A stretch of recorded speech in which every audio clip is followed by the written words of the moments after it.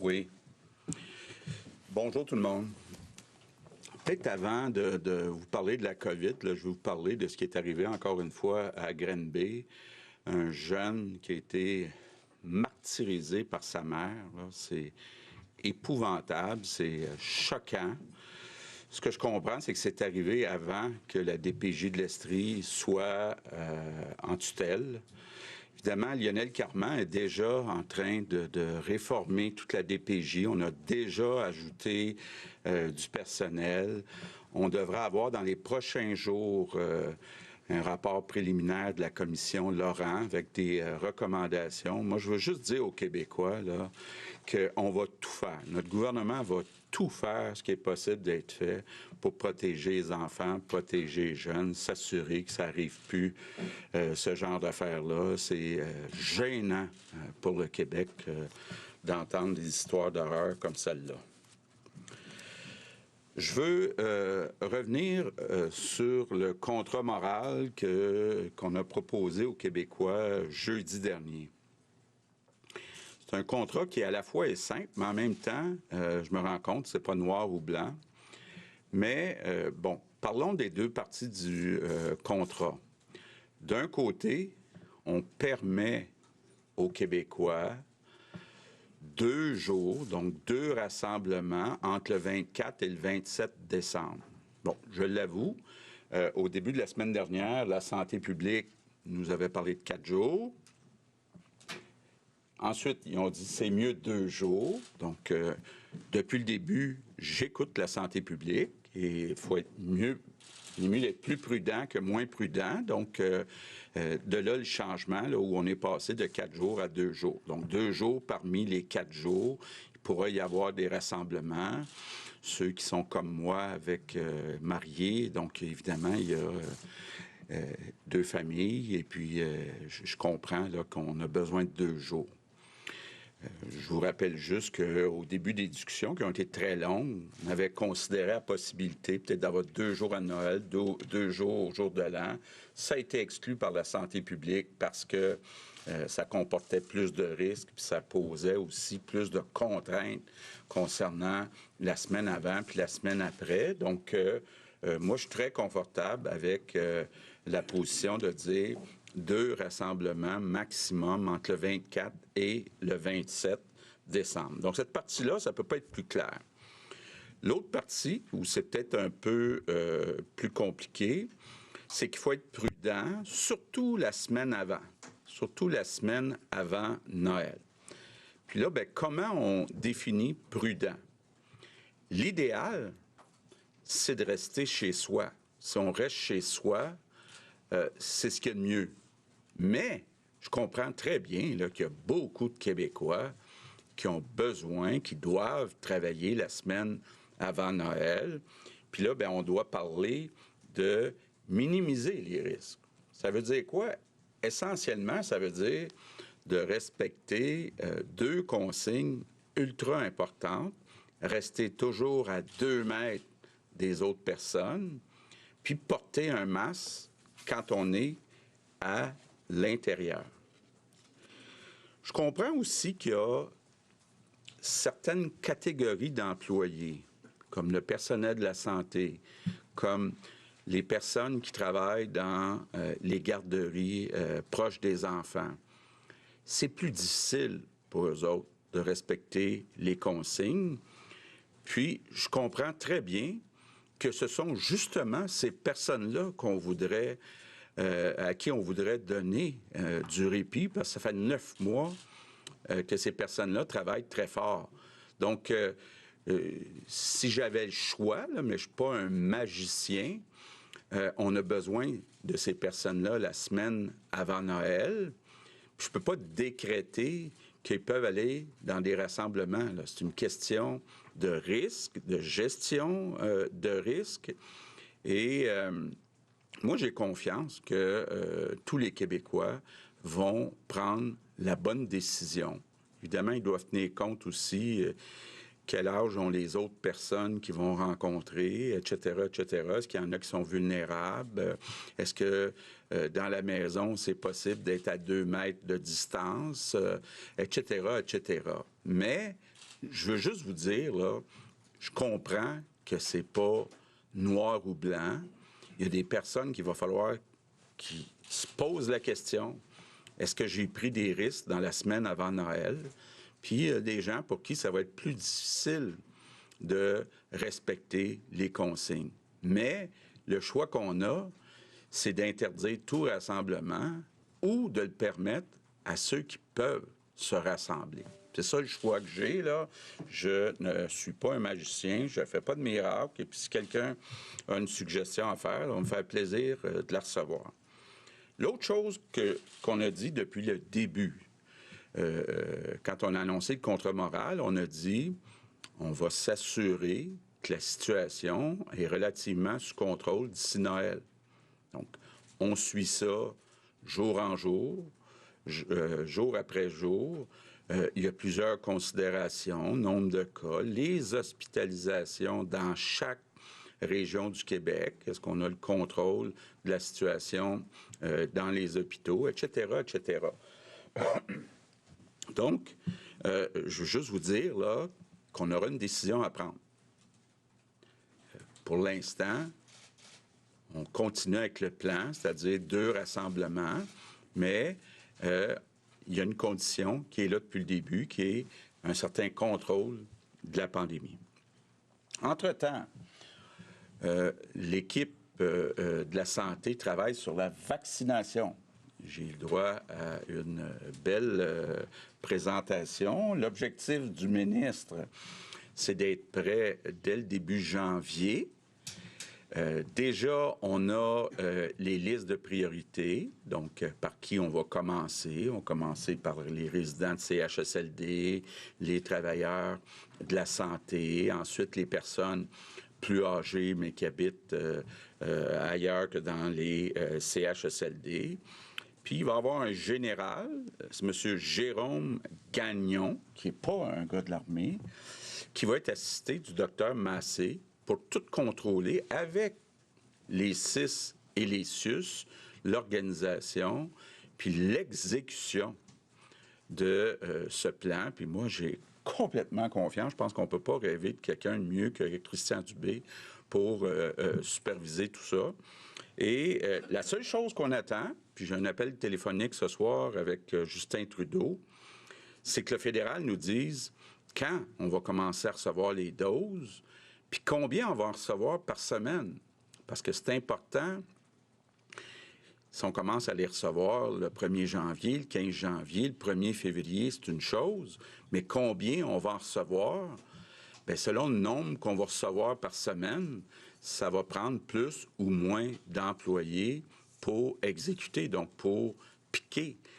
Donc, on a effectivement besoin de cette information-là. Puis je sais que je ne suis pas le seul premier ministre, mais tous les premiers ministres des provinces attendent impatiemment des informations du côté du gouvernement fédéral pour la date du début, puis combien on va recevoir par semaine.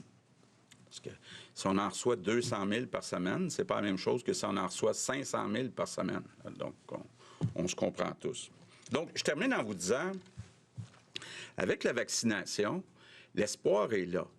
Mais la bataille n'est pas finie. Il y a encore du monde qui nous tire dessus actuellement pour encore quelques mois. Et c'est important de respecter les consignes. Chaque geste qui est posé par les Québécois pour être plus prudents, c'est un geste qui peut sauver des vies. Pas nécessairement leur propre vie, mais toutes les personnes qui vont être en contact avec cette personne, sont à risque. Et puis, c'est important, là, donc, de respecter les consignes, pas relâcher. Même si on est à la fin, là, je reviens sur ce que disait le docteur Fauci la semaine dernière. C'est pas mal plate dans une guerre qu'on sait qu'on va gagner, d'être parmi les derniers à être tombés au combat dans les derniers mois avant la fin de la guerre. Donc, soyez prudents dans les mois qui nous restent. Good afternoon, everyone. I want to say a few words about our... J'ai quelques mots à dire sur notre contrat. We ask Quebecers to hold a maximum of 2 gatherings between December 24 and 27 with a maximum of 10 people at a time. This is the recommendation of public health authorities, and as I've been doing since the beginning of the pandemic, I'm following. Je suis le conseil des autorités sanitaires. Nous demandons aux Québécois également d'être prudents une semaine avant, une semaine après, donc de rester à la maison le plus possible. Et quand c'est impossible, il faut maintenir une distance de 2 mètres avec d'autres personnes, porter le masque quand vous êtes à l'intérieur. Je sais qu'il y a des personnes qui doivent travailler, des gens qui ont travaillé très fort depuis 9 mois, mais nous n'avons pas de baguette magique. Il faut minimiser le risque le plus possible. Nous devons également maîtriser la propagation du virus jusqu'à Noël. Si nos chiffres augmentent de trop, nous ne pourrons pas permettre les rassemblements. Donc, nous suivons de très près la situation à tous les jours. Maintenant, quant au vaccin, notre cible, c'est d'être prêt au début de janvier. Premièrement, nous allons inoculer les aînés, les travailleurs de la santé et les aînés. Mais nous attendons les nouvelles d'Ottawa pour comprendre à quel moment et en quelle quantité nous pourrons commencer l'inoculation. Le vaccin représente de l'espoir, mais il faut rester prudent. Il faut continuer tous les efforts visant à sauver des vies. Je vous remercie. Merci, Monsieur le Premier ministre. Monsieur Legault, Monsieur Dubé, Monsieur Arruda vont maintenant répondre aux questions des membres de la Tribune de la presse. Mylène Crête, Le Devoir. Bonjour. Je voudrais savoir qu'est-ce qui explique les modifications dans le contrat moral que vous avez proposé aux Québécois entre jeudi dernier et aujourd'hui? Le 4 jours et le 2 jours. Ça se base sur quoi, essentiellement? Bon, d'abord, moi, je ne suis pas spécialiste. Au début de la semaine dernière, la santé publique m'a dit 4 jours. À la fin de la semaine dernière, ils m'ont dit 2 jours. Donc, le meilleur pour répondre à ça, c'est le Dr Arruda.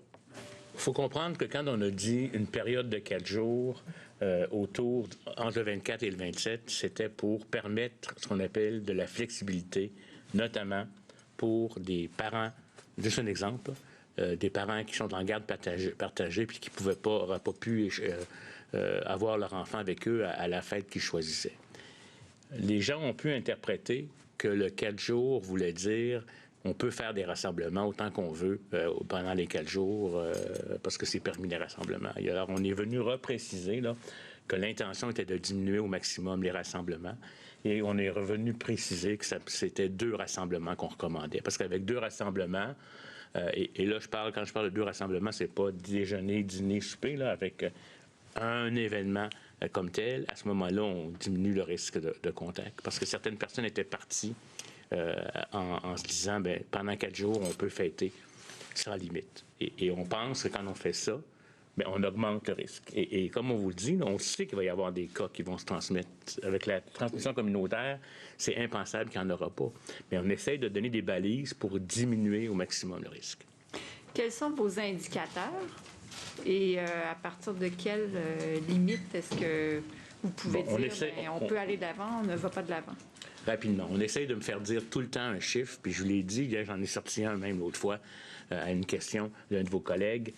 C'est un ensemble d'indicateurs, parce que 1000 cas de gens qui sont jeunes, qui ne sont pas très malades, qui n'ont pas d'impact sur les hospitalisations, puis qu'on est encore capable de faire le contrôle des éclosions, que c'est dans des milieux particuliers, qu'on est capable d'enquêter, c'est très différent de 1000 cas qui entraînent. Fait que c'est 3 éléments, rapidement.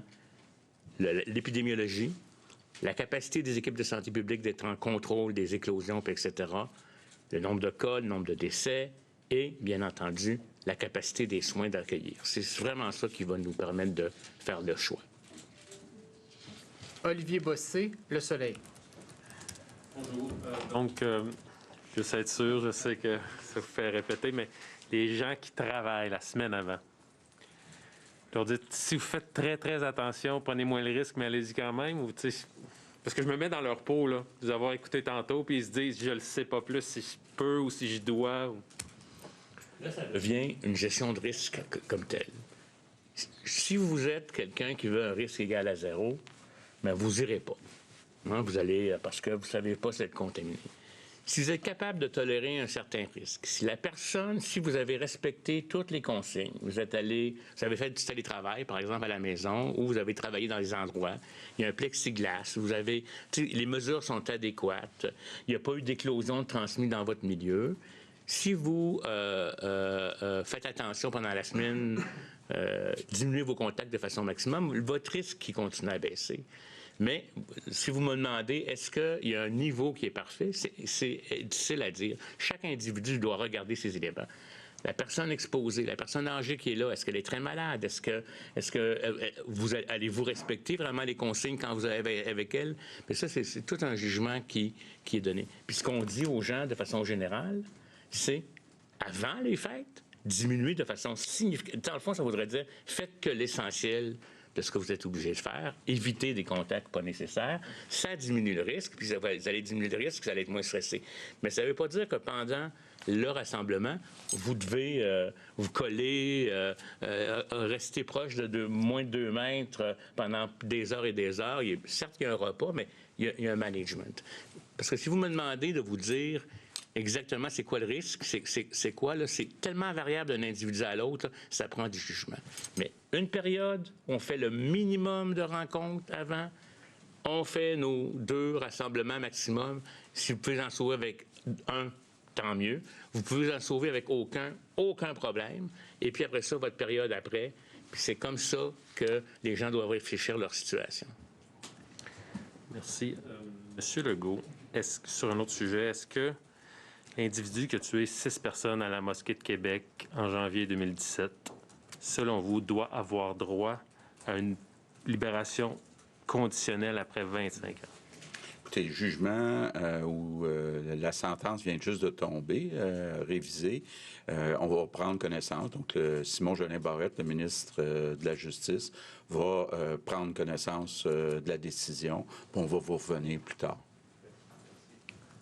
François Carabin, Métro. Bonjour, messieurs. Monsieur Legault, vous avez fait mention des professionnels de la santé qui ne pourraient pas participer à des rassemblements cet hiver. Est-ce que vous pouvez leur offrir quelque chose d'autre, des vacances, par exemple, au courant de l'été quand il y aura moins de cas, quelque chose pour balancer un peu l'inconvénient qui leur est imposé cet hiver? D'abord, je veux tout de suite vous dire, c'est pas noir ou blanc, ça dépend de ce qu'ils font dans le réseau de la santé, puis quels ont été leurs contacts avec des patients. Est-ce que c'était des patients qui avaient la COVID, qui n'avaient pas la COVID? Donc, c'est pas noir ou blanc. Bon, on s'est posé la question, effectivement, est-ce qu'il devrait y avoir des compensations? Mais là, il y a d'autres personnes. Je parlais tantôt des garderies, mais on pourrait parler des policiers. Il y a beaucoup de gens qui travaillent aussi, puis qui sont obligés de travailler à des moments qui ne sont pas idéaux. Donc, pour l'instant, là, il n'y a pas... Bien, pas pour l'instant, on ne prévoit pas de compensation financière. Wow. Merci. Sinon, peut-être une question pour M. Dubé. Il y a des résidents d'un CHSLD dans Côte-Saint-Luc, Mainonide, si je ne suis pas sûr de bien le prononcer, qui vous demandent une intervention, qui demandent une intervention, que ce soit par la Croix-Rouge ou par les SWAT teams. Comment vous voyez la situation dans ce CHSLD-là en particulier et comment comptez-vous intervenir?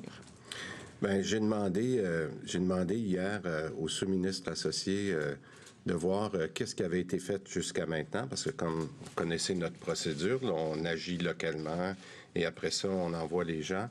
Mais c'est toujours un peu la même chose, là. Ça nous prend toujours quelques jours, puis là, on a une question d'heure d'avoir le bon diagnostic pour savoir ce qui s'est passé. Mais j'ai demandé à M. Desharnais qu'on puisse agir rapidement si on devait envoyer du personnel supplémentaire. Mais comme je vous ai dit, là, c'est pas pour rien que dans les dernières semaines, on a été capable de contrôler les éclosions dans les CHSLD au niveau de 3 qui sont en situation délicate, là, les 3 CHSLD. Alors, celui-là, il est comme les autres, puis on va le traiter de la même façon. Alors, M. Desharnais va me revenir avec un plan, là, mais c'est une question d'heure qu'on est en train de regarder. Patrice Bergeron, La Presse canadienne. Bonjour à vous 3. bon, vous proposez des mesures très strictes aux Québécois pour les 4 jours des fêtes, puis évidemment, la date du Boxing Day tombe là-dedans.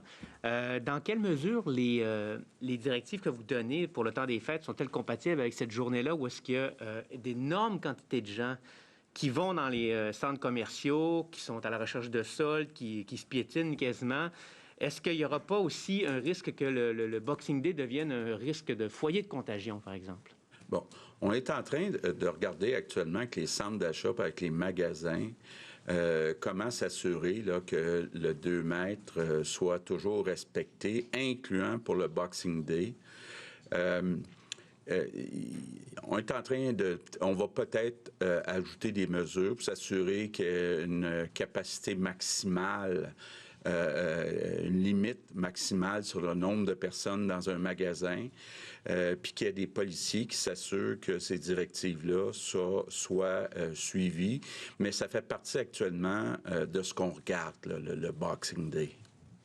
Tout à l'heure, vous avez dit là, que vous aurez une décision à prendre concernant donc le 4 jours et les règles que vous avez déjà mises en place, à savoir s'ils vont tenir ou si vous allez en ajouter. Dans quelle période à peu près cette décision devra être prise? Est-ce que c'est dans les 14 jours avant la fête? Et quelles sont les probabilités actuelles que le scénario actuel tienne encore dans ces dates-là? Ça, c'est peut-être pour M. Arruda, là. Bien, je pense pas là, qu'on puisse, à moins d'avoir une boule de cristal, là, être capable de mettre des probabilités. Puis pour ce qui est de la date, bien, je vous dirais avant Noël. Merci. Louis Lacroix, Cogeco Nouvelles. Bonjour, M. le Premier ministre, M. Dubé, M. Arruda. 1464 cas aujourd'hui, c'est la pire journée depuis le début de la pandémie, là, en termes de nombre. Je pense pas qu'on ait atteint ce sommet-là, même durant la première vague. Là. À mon souvenir, c'est le plus haut sommet qu'on ait atteint. Les hospitalisations sont en hausse à Montréal. Mme Drouin est inquiète de ça. Dans la situation actuelle, là, si la situation actuelle se maintient, ça serait extrêmement difficile dans la situation actuelle d'autoriser des rassemblements à Noël, n'est-ce pas? Bon.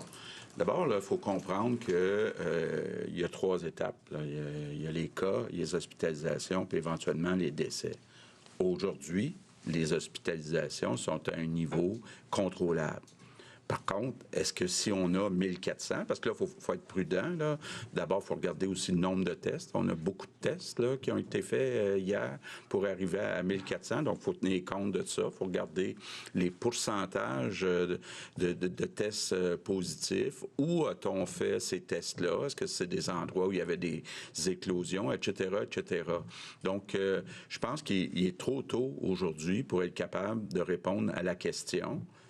Ce qui est encourageant, là, c'est que la situation des hôpitaux est quand même sous contrôle actuellement. Mais c'est possible que l'augmentation des cas dans quelques semaines fasse augmenter les hospitalisations.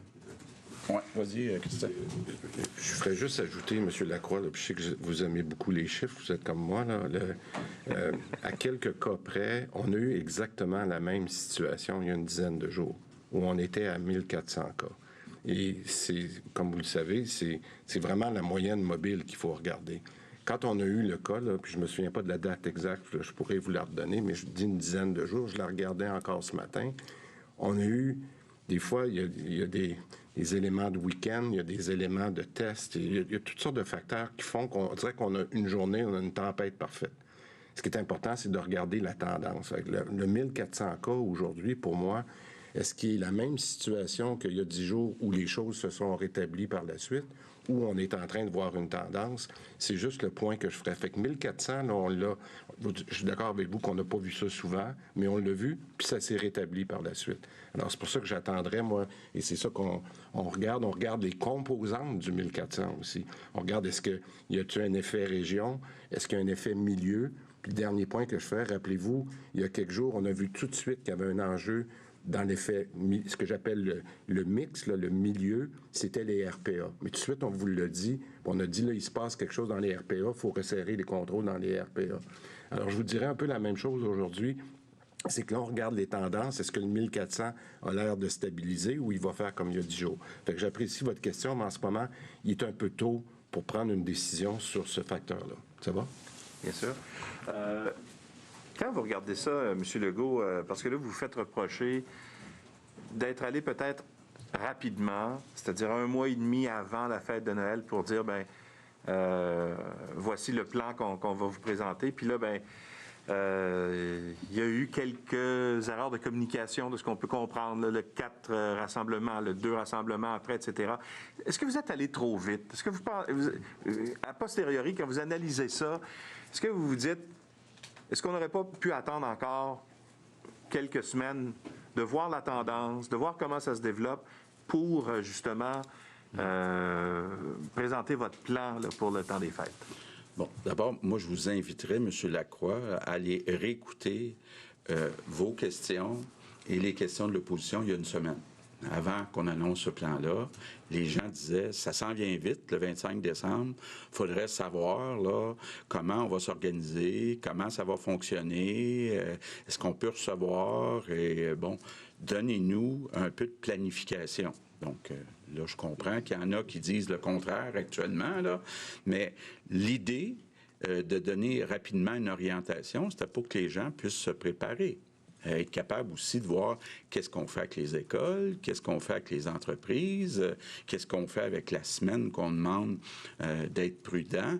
Donc, c'était ça l'idée. L'idée, c'était de donner un peu plus de prévisibilité. Mais, dès que je l'ai dit jeudi dernier, j'ai mis un gros « si ». Si la situation se maintient, si on garde le contrôle de la pandémie. Mais moi, je suis certain, là, qu'aujourd'hui, si on n'avait pas annoncé notre plan pour Noël, là, la majorité des questions, ça serait de me demander quand est-ce que vous allez annoncer votre plan pour Noël. Véronique Prince, Radio-Canada. Oui, bonjour à vous trois. Je sais, M. Legault, que vous aimez vous comparer aux autres provinces. Et on voit qu'en Ontario, c'est aucun rassemblement de groupe à Noël. Quand vous parlez du gros « si » que vous mettez, est-ce que vous demandez aux Québécois de gérer leurs attentes, voire même de les diminuer? Bien, les Québécois ont la réponse dans leurs mains, effectivement. Plus les Québécois vont être prudents d'ici Noël, bien, plus les probabilités vont être élevées qu'effectivement, on puisse avoir ces 2 rassemblements-là.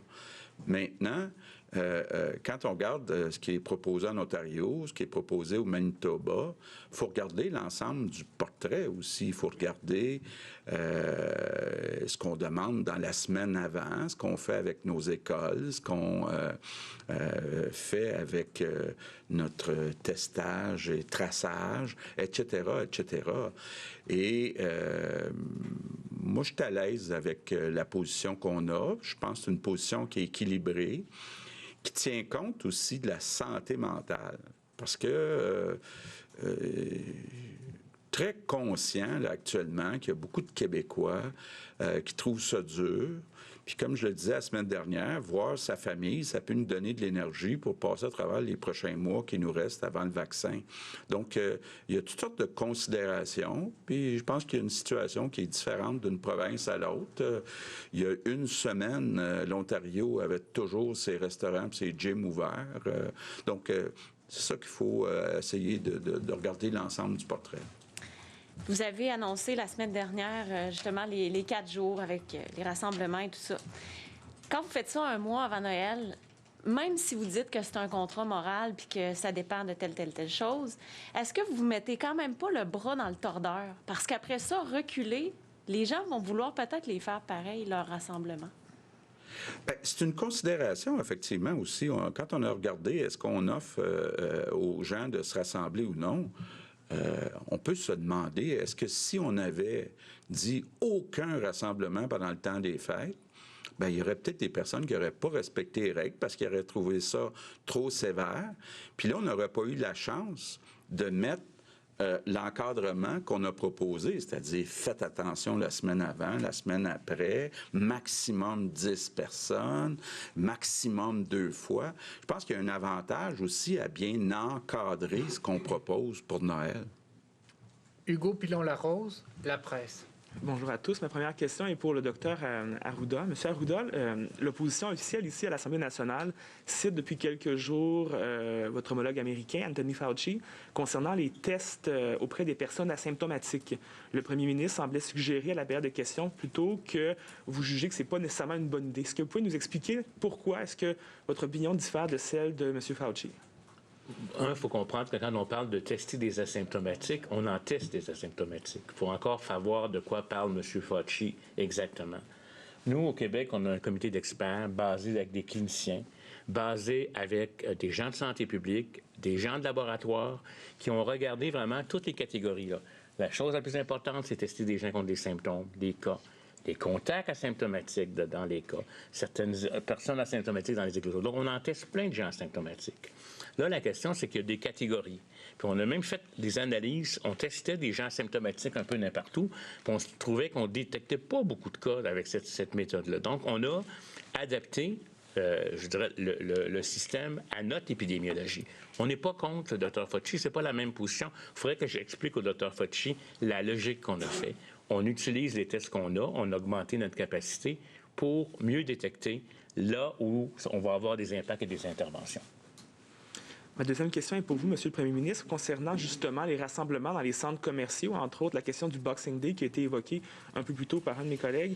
Est-ce qu'à ce stade-ci, présentement, dans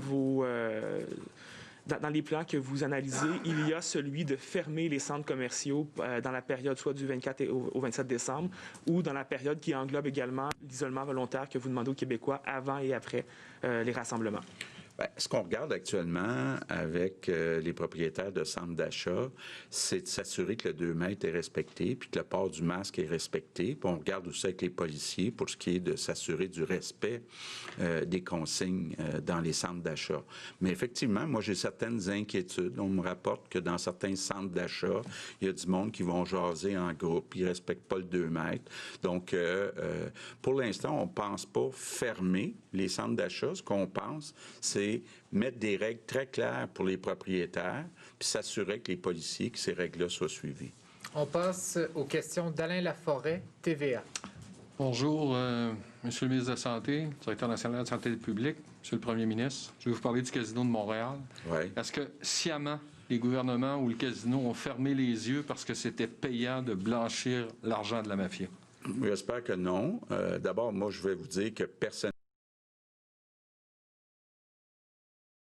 de dire qu'on encourage presque des gens du crime organisé à blanchir de l'argent, puis qu'on leur offre même des cadeaux. J'ai beaucoup de misère avec ça. Je pense que le rôle de l'Auto-Québec, ça devrait être de faire un minimum de vérification pour s'assurer, justement, que les gens qui viennent au casino ne sont pas là pour blanchir de l'argent. Donc, le ministre des Finances a demandé un rapport, des réponses claires de la part de l'Auto-Québec. Puis, dépendamment de la clarté de ces réponses-là, bien, on décidera là, de la suite des choses. Mais moi, je trouve ça inacceptable. L'Auto-Québec ne peut pas être là pour aider le crime organisé à blanchir de l'argent. Bon, vous avez refusé ce matin l'enquête publique indépendante des oppositions. Vous demandez un rapport. On sait souvent que les rapports, c'est tabletté, il ne se passe rien. Est-ce que vous demandez à la GRC de s'impliquer, au SCRS de s'impliquer, à l'UPAC de s'impliquer? Regardez, moi, ce que je veux savoir avant là, de prendre une décision, c'est d'avoir la version de l'Auto-Québec. Quelles sont les mesures qui sont en place pour s'assurer qu'il n'y ait pas de blanchiment d'argent dans nos casinos? Une fois que j'aurai cette réponse-là, bien là, on pourra vous dire c'est quoi la suite des choses. Geneviève Lajoie, Le Journal de Québec. Bonjour, je renchéris un peu sur ce sujet, mais comment est-ce que vous allez vous assurer, M. Legault, que l'Auto-Québec ne donnera pas encore à l'avenir des cartes privilèges à des mafieux? C'est quand même incroyable. Bien, écoutez, là, il doit y avoir un minimum de confiance. Là, on va s'assurer justement qu'il n'y a pas des cartes privilèges qui sont donnés à des gens du crime organisé qui viennent blanchir. Habilitations sécuritaires, par exemple. Pardon? Ça peut être des habilitations sécuritaires pour quelqu'un qui obtiendrait ça. Bien, ça va faire partie des discussions avec la direction de l'Auto-Québec, là, mais il faut qu'il y ait clairement des mesures en place pour s'assurer, peut-être avoir à un moment donné quelqu'un qui s'infiltre puis qu'on ne sait pas que c'est quelqu'un du crime organisé, mais il faut être capable, effectivement, là, de mettre tout en place pour pas que des gens du crime organisé organisent les casinos pour blanchir de l'argent. Maintenant, sur le sujet de la pandémie, j'aimerais que vous nous parliez. La semaine dernière, vous avez dit, on a demandé aux policiers un plan là, pour les escouades pour s'assurer qu'il n'y ait pas de célébration pour le jour de l'an.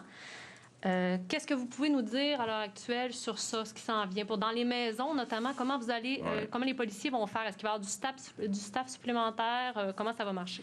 C'est encore en discussion avec les différents corps de police. Ce qu'on leur a demandé, c'est de nous proposer un plan pour le 31 décembre, pour le 1er janvier, aussi pour le Boxing Day, parce qu'on s'attend, puis habituellement, il y a beaucoup trop de monde dans les magasins, les centres d'achat. Je pense que c'est le 26, 27, le jour là, où les gens viennent échanger leurs cadeaux. Donc, on est en discussion. Là. Dès qu'on va avoir le plan, puis que ça va être approuvé par les corps policiers, on va vous en faire part. On va maintenant passer aux questions en anglais avec Stéphane Giroux, CTV. Deux questions. Merci, M. Legault. Je commence avec la mauvaise nouvelle de Granby. Je comprends que la tragédie s'est déroulée avant que la DPJ n'intervienne, mais cela nous fait poser des questions sur le travail de la DPJ un peu partout dans la province. On ne peut pas toujours examiner chaque cas au cas par cas. Il y en a qui glissent entre les doigts, mais votre sentiment général du bien-être des enfants qui sont autrement sous la menace de mauvais traitements, qu'en pensez-vous? Réponse, écoutez, avant tout, c'est terrible ce qui est arrivé. Je suis un peu embarrassé, vous savez. Lionel Carman a déjà commencé à rajouter des effectifs dans les différentes antennes de la DPJ. Nous avons mis une commission également avec Régine Laurent. Dans les quelques jours, nous devrons avoir des rapports préliminaires contenant des recommandations. Et mon intention, c'est de faire tout ce qui est possible afin que cela ne se reproduise plus. Nous allons donc mettre en place le nécessaire et vous avez raison. C'est arrivé avant la tutelle de la DPJ et nous les aidons maintenant. Donc, nous avons envoyé des experts pour changer la situation parce que c'est le deuxième épisode terrible en Estrie. Donc, nous y travaillons. Deuxième question pour le Dr Arruda. Monsieur Legault a expliqué en détail comment nous allons organiser l'inoculation en janvier. Et vous êtes probablement aussi fâché que la plupart des autres scientifiques du nombre de personnes qui n'ont pas confiance dans la vaccination, même si nous savons que la vaccination a sauvé des millions de vies au 20e siècle. Comment donc convaincre les gens qui craignent les vaccins, qui disent que c'est dangereux, qu'ils ne veulent pas se faire vacciner? Comment donc convaincre les gens que c'est dans leur meilleur intérêt de se faire vacciner? Réponse. C'est très important car les groupes contre la vaccination seront présents dans le débat, dans l'espace public. Moi, je pense que ce sera nécessaire d'avoir une stratégie de communication à la hauteur de nos objectifs, aussi avoir une empreinte communautaire. Nous avons dans l'idée d'avoir une campagne importante avec des médecins qui ne font pas partie du gouvernement pour expliquer les faits et les contre-vérités. Moi, je dis que même s'il y a des tensions et des gens, comme vous les décrivez au Québec, moi, je pense que normalement, par le passé, on a vu une assez bonne acceptation des vaccins au Québec comparé à d'autres endroits comme la France, par exemple. Donc, c'est fondé sur la communication. Il est important donc de communiquer les effets secondaires connus, c'est vrai, et la confiance que nous pourrons tisser avec le public. C'est vrai, il y aura toujours des réticents, mais si nous convainquons un maximum de personnes, une grande majorité, ce sera ça de fait, ce sera ça de réussi. Question. Question qui s'adresse à vous tous.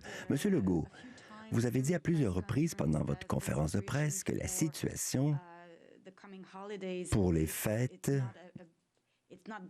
ce n'est pas noir et blanc. Alors, quels sont vos conseils pour les Québécois et les Québécoises qui ont beaucoup de mal à suivre la clarification que vous apportez sur le contrat moral que vous proposez, car cela pourrait susciter plus de stress que ce que vous auriez voulu provoquer au départ. Réponse. La première partie du contrat est assez simple, en fait. Vous pouvez avoir des rassemblements à 2 reprises entre le 24 et le 27 décembre. Ça, c'est très clair.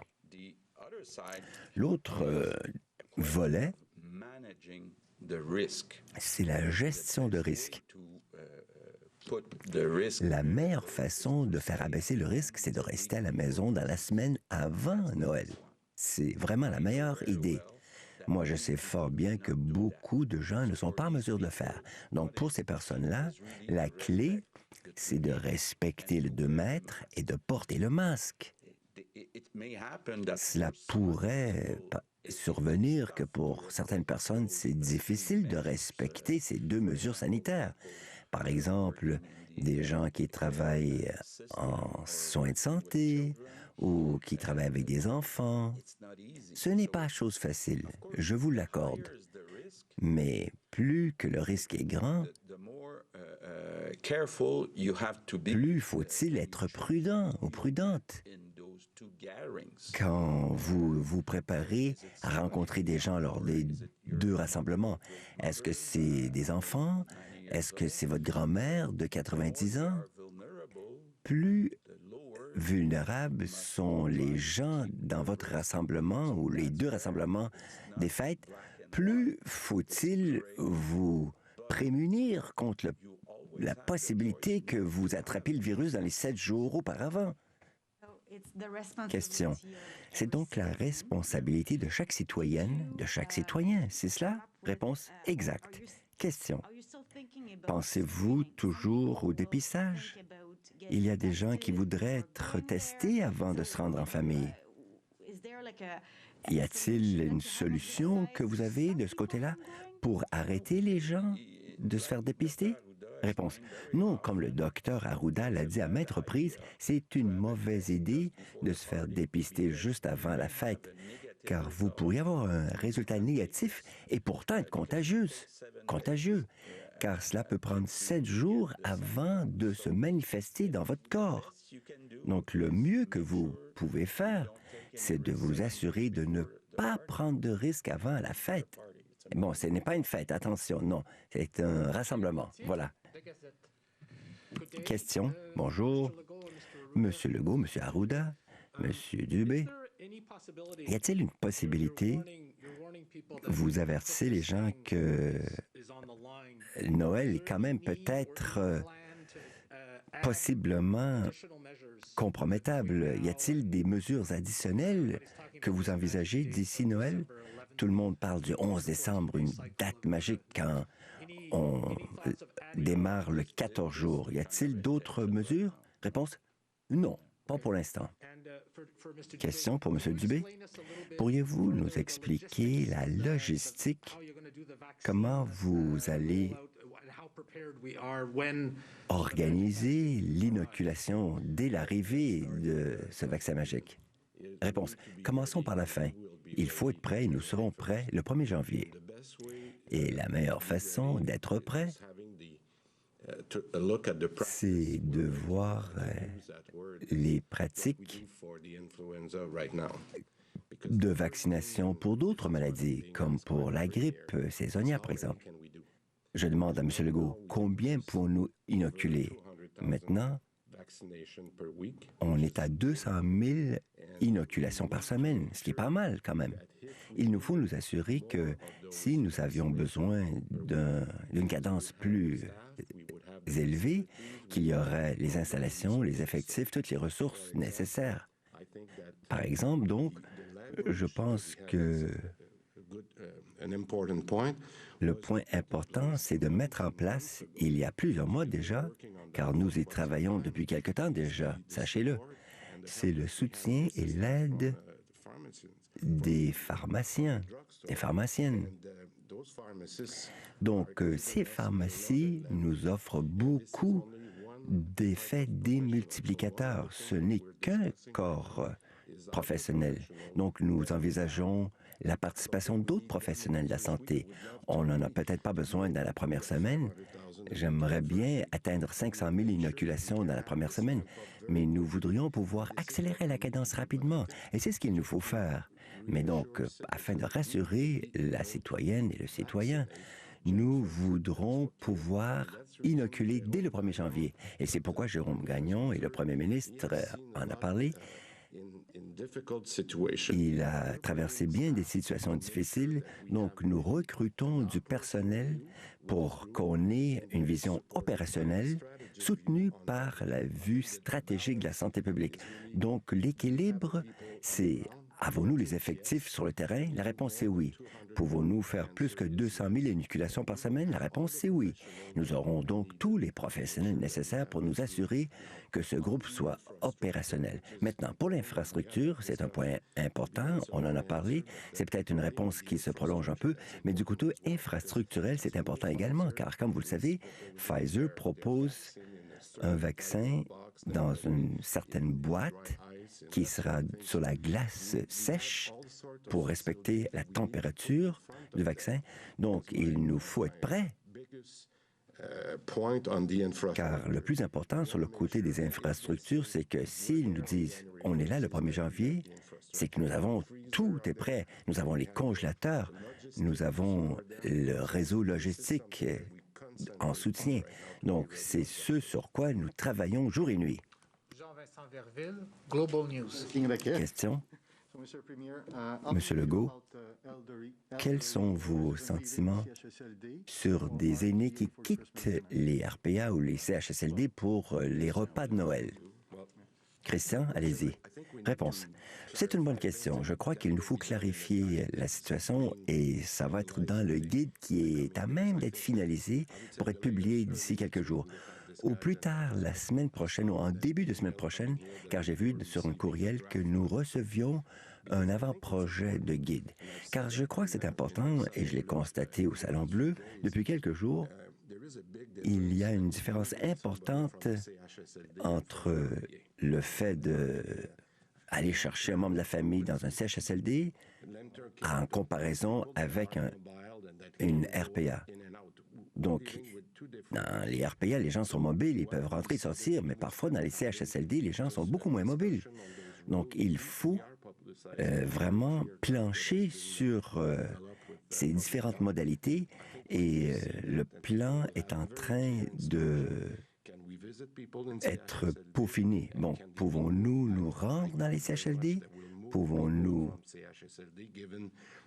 aller chercher quelqu'un dans un CHSLD et les emmener à la maison? Ça, je le doute. Mais donc, nous allons tout clarifier cela dans le guide. Question. Pourriez-vous répéter sur le côté de la résidence gériatrique à Côte-Saint-Luc?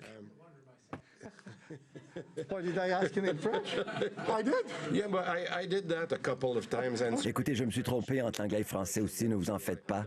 Je vais le dire en anglais, même si vous l'avez demandé en français. C'est intéressant, c'est que j'ai dit plus tôt que j'ai voulu un examen précis. C'est un CHSLD qui a eu des problèmes lors de la première vague.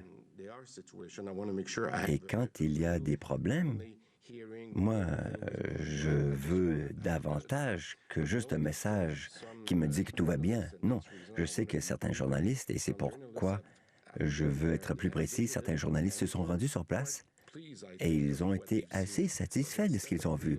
Mais plutôt que de se fier uniquement à un examen extérieur par un expert ou un journaliste, j'ai demandé à Daniel Desharnais, qui est responsable de la prévention des infections, de me donner un rapport détaillé. Et j'attends ce rapport. Mais je suis ravi que certaines personnes qui se sont rendues, des personnes que je respecte beaucoup, m'ont dit que ça allait beaucoup mieux. Question. Pourquoi avez-vous changé d'idée sur les élections des commissions scolaires une semaine après? Réponse. C'est que les règles annoncées jeudi dernier, voyez-vous, c'est que nous demandons aux gens de minimiser les contacts dans la semaine avant Noël. Donc, c'est tout à fait logique que les élections pour la commission scolaire anglophone soient reportées. Merci tout le monde. Oui, juste un moment, M. Legault. On a une question d'un journaliste qui n'est pas membre de la tribune. Il semble que plusieurs Québécois et Québécoises ne comprennent pas le contrat moral du gouvernement puisque certains services de traiteurs affirment recevoir des commandes pour une quarantaine de personnes pour le 24 décembre. Donc, avez-vous confiance que les Québécois et Québécoises respecteront réellement votre contrat moral et à quoi s'exposeront ceux et celles qui ne le respecteront pas? Bon. Ça fait une semaine que j'entends toujours le même exemple. C'est toujours 40, hein? C'est pas 30 ni 50, c'est toujours 40. Donc, je ne sais pas si c'est toujours le même traiteur puis toujours la même commande dont on parle depuis une semaine. Mais oui, j'ai confiance que les Québécois vont comprendre qu'on ne peut pas être plus que 10 dans une maison et qu'on doit être prudent. Moi, je fais confiance aux Québécois. Donc, pas d'amende, pas de descente policière, pas de répression s'il y en a qui violent impunément les règles. J'ai pas dit ça. Mais qu'est-ce que vous dites? Bien, écoutez, il y a des règles actuellement, puis quand les gens ne suivent pas les règles, bien, il peut y avoir des conséquences puis des amendes. Très bien. Merci beaucoup. Merci. François Legault, donc, qui fait confiance aux Québécois pour le respect des règles sanitaires pour les rassemblements de Noël, tout en précisant qu'il y a un gros « si ». Il va falloir que la situation épidémiologique du Québec soit sous contrôle, le nombre d'hospitalisations, le nombre de cas aussi, qui est malade au moment où le gouvernement devra prendre sa décision avant Noël. Rappelez-vous, la date du 17 décembre avait circulé de la bouche de M. Legault ou M. Arruda ou M. Dubé. Là, M. Legault se contente de dire que ce sera avant Noël qu'on prendra la décision. Des précisions sur le tcha-tcha-tcha politique et sanitaire de M. Legault au cours des derniers jours. La santé publique avait parlé d'une permission de 4 jours pour des rassemblements à Noël. Elle a ensuite précisé sa pensée en disant que sur les 4 jours, on devrait limiter nos rassemblements à 1 ou 2 rassemblements maximum. Sur le confinement volontaire, avant et après les rassemblements, c'est pas l'idéal de rester à la maison. En fait, c'est pas facile pour tout le monde de rester à la maison une semaine avant, une semaine après. L'idéal, c'est de faire ça pour limiter le risque de propagation de la maladie, mais M. Legault dit qu'il comprend que c'est pas tout le monde qui peut le faire, que si on n'est pas capable d'être en confinement une semaine avant, une semaine après, il faut limiter ses contacts sociaux le plus possible, respecter les consignes sanitaires, 2 mètres de distance, porter le masque aussi lorsqu'on sort, lorsqu'on travaille. Il comprend donc que ce n'est pas noir ou blanc, mais il n'est pas magicien, il ne peut pas faire de miracle.